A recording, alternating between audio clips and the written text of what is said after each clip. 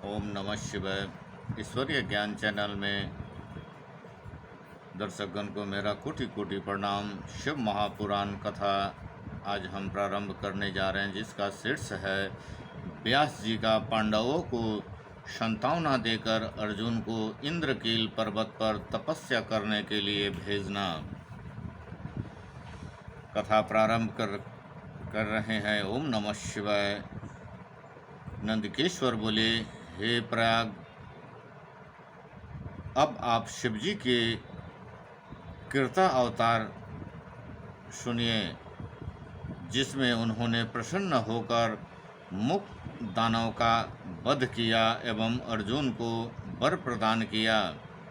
जब श्रेष्ठ पांडवों को दुर्योधन ने जीत लिया, तब वे परम पतिव्रता द्रौपदी को अपने साथ लेकर दैत्य वन चले गए। उस समय वो पांडव वहाँ पर सूर्य के द्वारा दी गई स्थलीय बटलोई का आश्रय लेकर सुखपूर्वक अपना समय बिताने लगे। तब दुर्योधन ने महामुनि दुर्वासा को छल करने के लिए आदरपूर्वक प्रेरित किया। तदंतर महामुनि दुर्वासा पांडवों को निकट गए। वहां जाकर अपने 10,000 शिष्यों के साथ दुर्वासाओं ने मनोकूल भोजन उन पांडवों से प्रेम पूर्वक मांगा। पांडवों ने उनकी बात स्वीकार कर ली और उस समय दुर्वासा आदि प्रमुख तपस्वी मुनियों के स्नान करने हेतु भेज दिया। उस समय अन्न के अभाव से दुखी होकर उन सभी पांडवों ने प्राण त्यागने का मन में निश्चय किया। तब द्रौपदी ने शीघ्र ही श्री कृष्ण का स्मरण किया। वे उसी समय पधारे और शाक का भोग लगाकर उन सभी को तृप्त किया।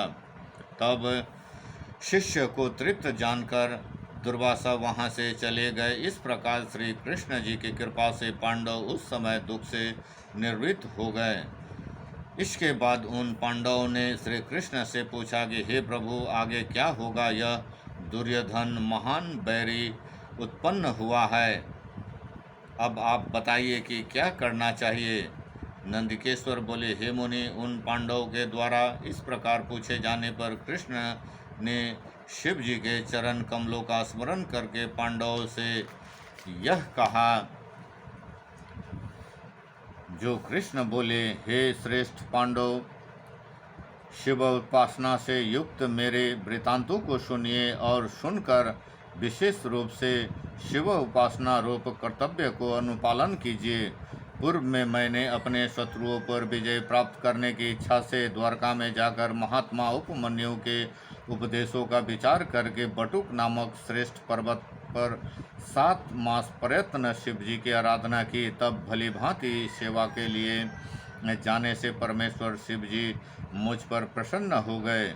विश्वेश्वर ने साक्षात प्रकट होकर मुझे अभीष्ट वरदान दिया। उन्हीं की कृपा से मैंने सभी प्रकार के उत्तम सामर्थ्य प्राप्त कर लिया।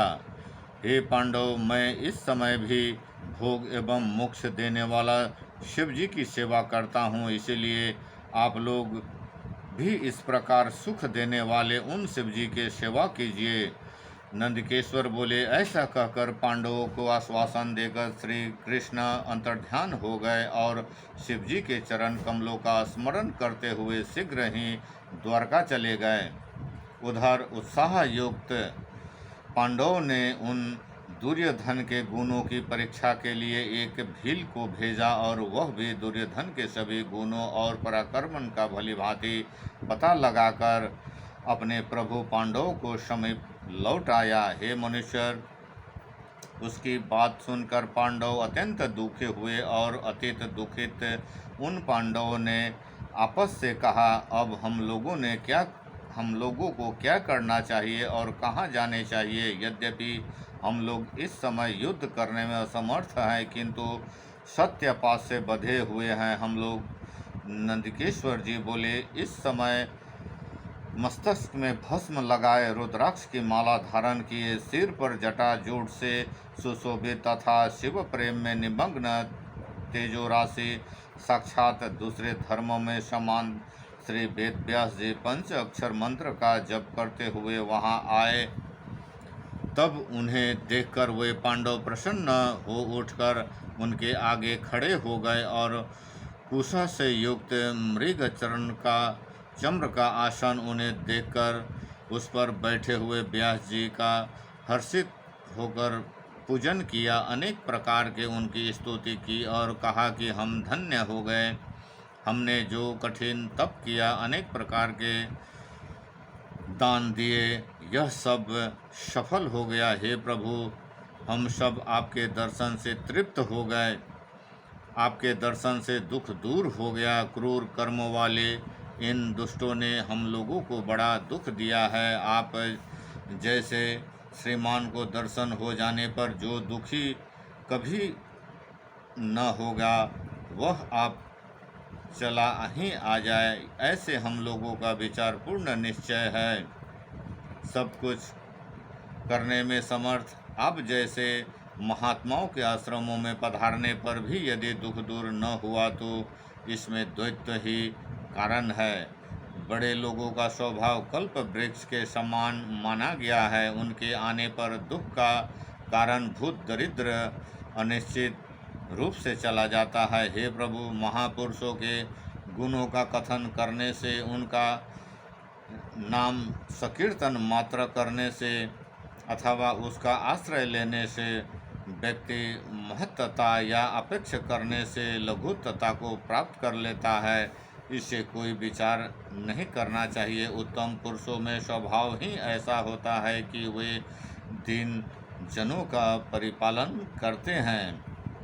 निर्धनता लोक में परम कल्याणी माना गया है, क्योंकि इसमें सामने अर्थात लक्षण के रूप में दूसरे का उपकार और सज्जनों की सेवा यही रहते हैं। इसके बाद जो भाग्य है उसमें किसी को दोष नहीं देना चाहिए। इसीलिए हे स्वामीन, आपके दर्शन से हम लोग अपना मंगल ही मानते हैं। आपके आगमन मात्र से हमारा मन हर्षित हो उठा है।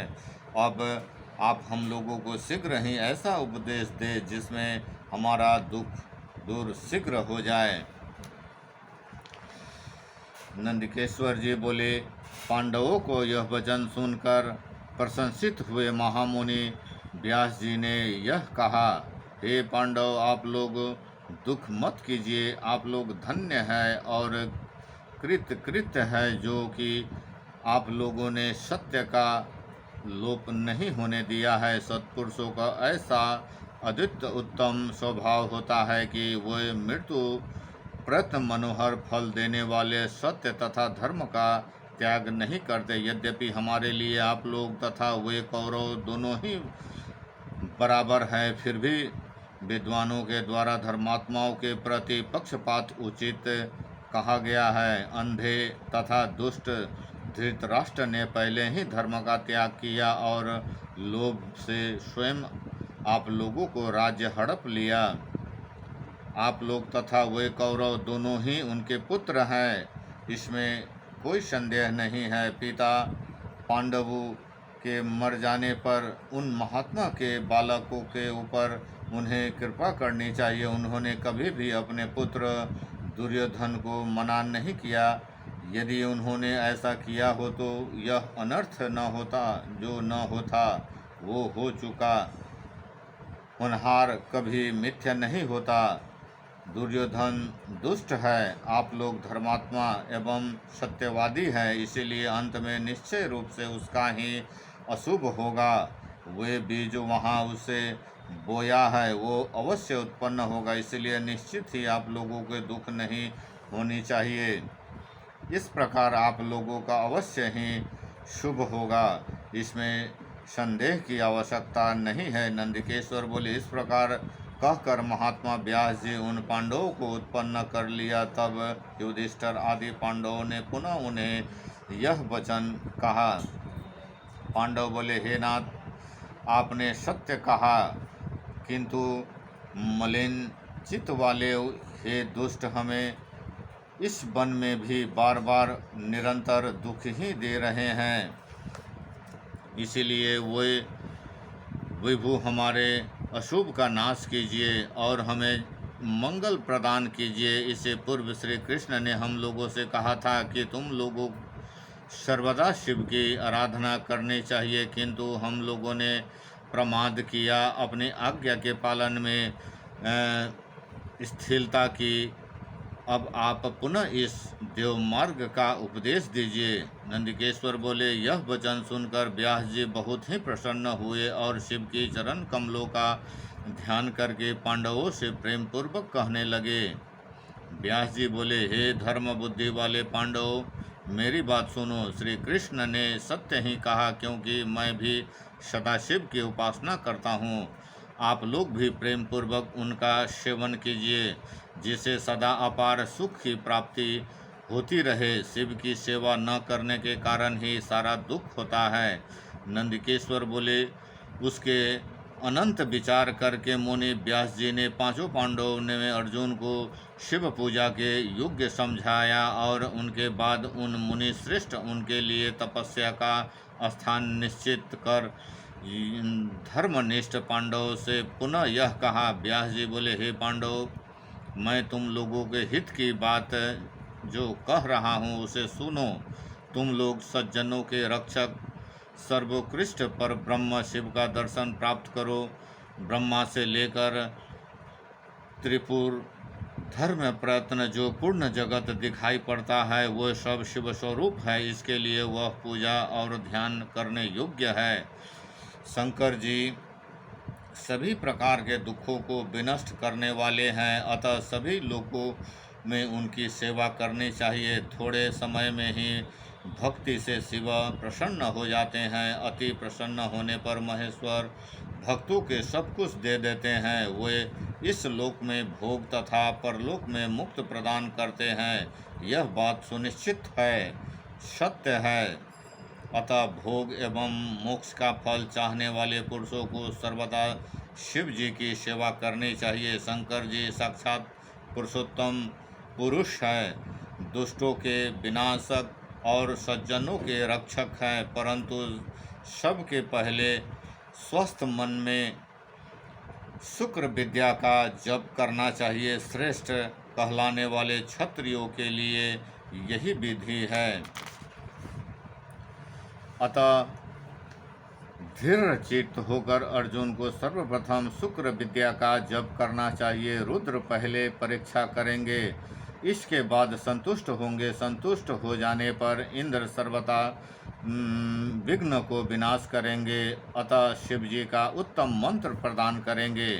नंदिकेश्वर बोले, व्यास जी ने इस प्रकार कहकर अर्जुन को अपने पास बुलाकर उन्हें रुद्र विद्या का उपदेश किया और तीक्ष्ण बुद्धि वाले अर्जुन ने भी स्नान कर पूर्व मुख हो उसे ग्रहण किया। उस समय उदार बुद्धि वाले मुनीश्वर व्यास जी ने अर्जुन को पार्थिव पूजन के विद्या का भी उपदेश किया और उन्होंने कहा। व्यास जी बोले, हे पार्थ, आप इसी समय शीघ्र ही यहाँ से उत्पन्न शोभा संपन्न इंद्रकील पर्वत पर जाइए और वहाँ गंगा के तट पर स्थित होकर भलीभांति तपस्या कीजिए। यह अदृश्य विद्या सर्वदा आपका हित करती रहेगी। मुनि ने उन्हें यह आशीर्वाद दिया। इसके बाद पांडवों से कहा, हे श्रेष्ठ राजाओं, आप लोग धर्म का आश्रय लेकर यहाँ निवास करें। आप लोगों को श्रेष्ठ सिद्ध अवश्य प्राप्त होगी, इसमें कोई संदेह नहीं करना चाहिए। नंदकेश्वर बोले, उन पांडवों को यह आशीर्वाद देकर शिव जी के चरण कमलों का ध्यान करके मुनीश्वर व्यास जी क्षण भर में वहाँ अंतर्ध्यान लुप्त हो गए। यह शिव महापुराण कथा में आप सबको हमने व्यास जी का पांडवों को सांत्वना देकर श्री अर्जुन को इंद्रकील पर्वत पर तपस्या के लिए व्यास जी ने कैसे भेजे, इस कथा को आज हम सुनाए हैं और इस कथा को यहीं पे आज हम समाप्त करते हैं। ओम नमः शिवाय। फिर हम मिलते हैं अगले वीडियो में। ओम नमः शिवाय। हर हर महादेव की जय। ओम नमः शिवाय।